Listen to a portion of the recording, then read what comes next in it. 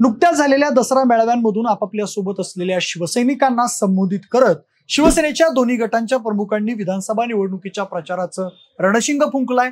लोकसभा निवडणुकीत शिवसेनेच्या शिंदे आणि ठाकरे गटांमध्ये झालेला सामना जवळपास बरोबरीत सुटला होता।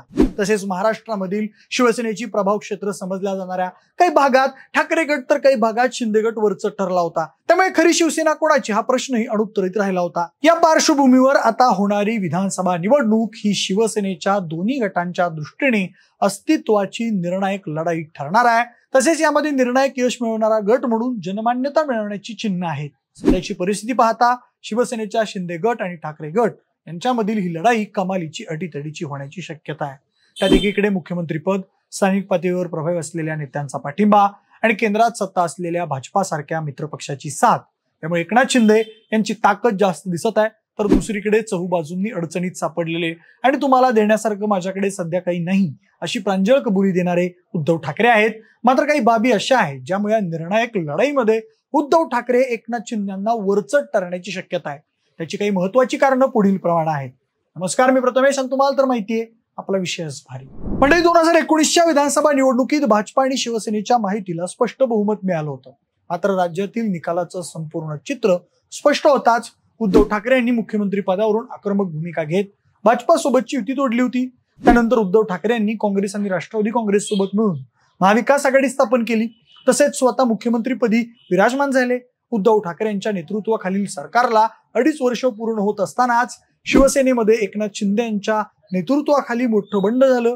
जवळपास 40 आमदार आणि 13 खासदार शिंदेसोबत गेले। एवढंच नाही तर महाविकास आघाडी सरकारला बहुमत गमावं लागल्यानं उद्धव ठाकरे यांच्यावर राजीनामा देण्याची नामुष्की उडवली होती। एवढंच नाही तर उद्धव ठाकरे यांना त्यांच्या पक्षाचं शिवसेना हे नाव आणि धनुष्यबाण हे चिन्हही गमवावं लागलं होतं। उद्धव ठाकरे यांनी 2019 मध्ये दिलेल्या धक्क्याचा भाजपानं जबर बदला घेतला होता। मात्र भाजपाच्या या सर्व कृतीला एकनाथ शिंदे आणि त्यांच्या सहकाऱ्यांनी साथ दिल्यानं त्यांच्यावर ठाकरे आणि त्यांच्या गटाचा राग असणं साहजिकच आहे। त्यामुळेच या विधानसभा निवडणुकीत उद्धव ठाकरे हे एकनाथ शिंदेंसह त्यांच्या प्रत्येक सहकार्याचा पराभव करण्यासाठी स्वतः मोर्चेबांधणी करत आहेत। त्यात काही गोष्टी उद्धव ठाकरे यांना मदतगार ठरणार आहेत। उद्धव ठाकरे यांना विधानसभा निवडणुकीत एकनाथ शिंदेपेक्षा वरचढ ठरवणारी पहिली बाब म्हणजे पक्षफुटीमुळे उद्धव ठाकरेंबाबत निर्माण झालेली सहानुभूती। शिवसेनेत फूट पडल्यानंतर उद्धव ठाकरे यांच्यासोबत जे काही घडलं त्यामुळे त्यांच्याबद्दल महाराष्ट्रातील जनतेच्या मनात मोठ्या प्रमाणात सहानुभूती निर्माण झाली होती। तर बंडाचा झेंडा फडकवून शिवसेनेत फूट पाडणाऱ्या एकनाथ शिंदेच्या बाबत जनतेच्या मनात नकारात्मक मत निर्माण झालं होतं। विशेष बाब म्हणजे शिवसेनेच्या कट्टर हिंदुत्ववादी भूमिकेमुळे उद्धव ठाकरेंचा विरोधक असलेला महाराष्ट्रातील पुरोगामी वर्गही त्यांचा समर्थक बनला होता। काही महिन्यांपूर्वी झालेल्या लोकसभा निवडणुकीत उद्धव ठाकरेंबाबत असलेल्या सहानुभूतीचा ठाकरे गटाला फारसा फायदा होणार नाही असे दावे शिंदे गट आणि भाजपाकडून केले जात होते। मात्र फोडाफोडीमुळे उद्धव ठाकरेंबाबत निर्माण झालेल्या सहानुभूतीचा मोठा फायदा ठाकरे गटासोबतच महाविकास आघाडीतील घटक पक्षांनाही झाला होता। शिवसेनेचं बलस्थान असलेल्या मुंबईमध्ये ठाकरे गटाला 3 जागांवर मिळालेल्या विजयामध्ये ठाकरे गटाला असलेल्या सहानुभूतीचा मोठा वाटा होता। दुसरा मुद्दा म्हणजे शिवसेनेत फूट पडून शिंदे गट आणि ठाकरे गट असे 2 गट पडल्यानंतर बहुतांश आमदार आणि खासदार हे एकनाथ शिंदेच्या सोबत गेले होते। मात्र शिवसेनेची खरी ताकद असलेला शिवसैनिक मात्र ठाकरेंसोबत राहिल्याचं बोललं जात होतं। शिवसेना प्रमुख बाळासाहेब ठाकरे यांनी त्यांच्या शेवटच्या भाषणात माझ्या उद्धवला सांभाळा, माझ्या आदित्यला सांभाळा या केलेल्या आव्हानाला जागत निष्ठावंत शिवसैनिक उद्धव ठाकरेंच्या पाठीमागे ठामपणे उभे राहिलेले दिसत आहेत। लोकसभा निवडणुकीत अनेक ठिकाणी त्याचा प्रत्यय आला होता। त्यामुळेच पक्षात फूट पडल्यानंतर शिंदे गटात गेलेल्या अनेक खासदारांचा पराभव झाल्याचं दिसून आलं। विधानसभा निवडणुकीत उद्धव ठाकरे एकनाथ शिंदेंना वरचढ ठरण्यास कारणीभूत ठरेल अशी आणखी एक महत्वाची बाब म्हणजे उद्धव ठाकरे आक्रमकपणे समोर आणत असलेला मराठी माणूस आणि मराठी अस्मितेचा मुद्दा। शिवसेनेत फूट पडल्यापासून एकनाथ शिंदे आणि त्यांच्या गटानं हिंदुत्वाच्या मुद्द्यावरून उद्धव ठाकरे आणि ठाकरे गटाची वारंवार कोंडी केली आहे। शिंदे गटाच्या आक्रमक हिंदुत्वाचा प्रतिवाद करण्यासाठी ठाकरे गटाकडून मराठी माणूस आणि मराठी अस्मितेचा मुद्दा प्रभावीपणे समोर आणला जात आहे। त्यासाठी महाराष्ट्रातील उद्योग हे गुजरातमध्ये जात आहेत। शिंदेच्या नेतृत्वाखालील सरकार मुंबई अदानींना आंदण देत आहे। मुंबईमध्ये गुजरात्यांची दादागिरी वाढत आहे। नरेंद्र मोदी आणि अमित शाह हे महाराष्ट्र द्वेषी आहेत। तसेच ते मराठी अस्मितेचा अपमान करत आहेत, तर एकनाथ शिंदे यांचं सरकार त्यांच्या काह्यात गेलेलं आहे असा आरोप ठाकरे गटाकडून वारंवार केला जातोय. शिवसैनिक आणि मराठी माणसांच्या मनामध्ये हे परसेप्शन ठसवलं जात आहे.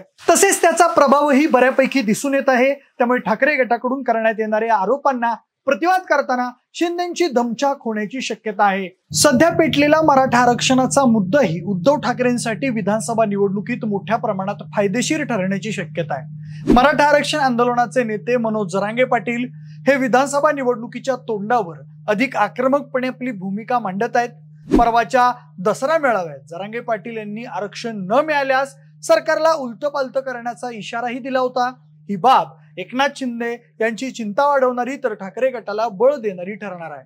त्याचं कारण म्हणजे मराठा आरक्षणाचं प्रभाव क्षेत्र असलेल्या मराठवाडा आणि पश्चिम विदर्भातील बहुतांश मतदारसंघात ठाकरे गटाला चांगलं यश मिळालं होतं. दरम्यान ठाकरे गटानं मराठा आरक्षणाबाबत स्पष्ट भूमिका घेतलेली नसली तरी जरांगे पाटील यांच्या मागणीला त्यांनी विरोध केलेला नाही. ही बाब उद्धव ठाकरेंच्या पथ्यावर पडणारी आहे. तसेच जरांगे पाटील यांनी स्वतंत्र उमेदवार न देता सरकार विरोधात मतदान करण्याचं आवाहन केल्यास त्याचा मोठा फायदा उद्धव ठाकरे यांना होणार आहे. याशिवाय विधानसभा निवडणुकीत उद्धव ठाकरेंना एकनाथ शिंदेच्या विरोधात होणाऱ्या लढतीत बळ देणारी आणखी एक महत्वाची बाब म्हणजे शिंदेच्या नेतृत्वाखालील सरकार विरोधात निर्माण झालेली अँटी इन्कम्बन्सी आणि उद्धव ठाकरेंच्या मुख्यमंत्री पदाच्या कारकिर्दीविषयी असलेली सहानुभूती ही होय. 2.5 वर्षांपूर्वी मुख्यमंत्री पदाची शपथ घेतल्यापासून एकनाथ शिंदे यांनी राज्यातील जनमत आपल्या बाजूने वळवण्यासाठी अनेक लोकप्रिय निर्णय घेतले होते.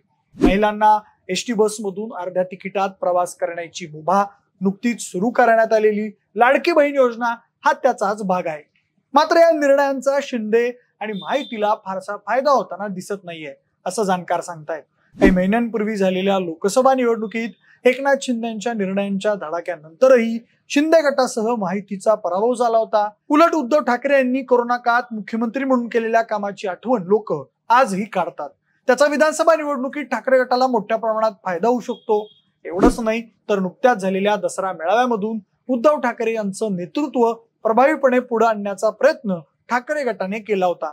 उद्धव ठाकरेंच्या भाषणादरम्यान त्यांनी मुख्यमंत्री पदाची शपथ घेतानाची ध्वनिफीत ऐकून उद्धव ठाकरे हेच भावी मुख्यमंत्री असतील अशी वातावरण निर्मिती करण्यात आली होती. त्या माध्यमातून मुख्यमंत्री पदासाठी अडेल भूमिका घेऊन बसलेल्या महाविकास आघाडीमधील मित्र पक्षांनाही सूचक इशारा देण्यात आला होता. तसेच भाषणाच्या अखेरीस उद्धव ठाकरे यांनी शिवसैनिकांना एक शपथही दिली होती. त्याच्या माध्यमातून शिवसैनिकांना विधानसभेच्या निर्णायक लढाईसाठी चितावण्याचा प्रयत्न देखील करण्यात आला होता. या सर्व बाबींचा सकारात्मक परिणाम होऊन विधानसभेच्या निर्णायक लढाईत उद्धव ठाकरे हे एकनाथ शिंदे यांच्यावर वरचढ ठरू शकतात असं म्हटलं जात आहे. आता विधानसभा निवडणुकीत शिंदे गट आणि ठाकरे गट यांच्यातील लढाईत कोण बाजी मारणार आणि कुणाची शिवसेना खरी ठरणार याबाबत तुम्हाला काय वाटतं हे तुम्ही आम्हाला कमेंटच्या माध्यमातून नक्की कळवा.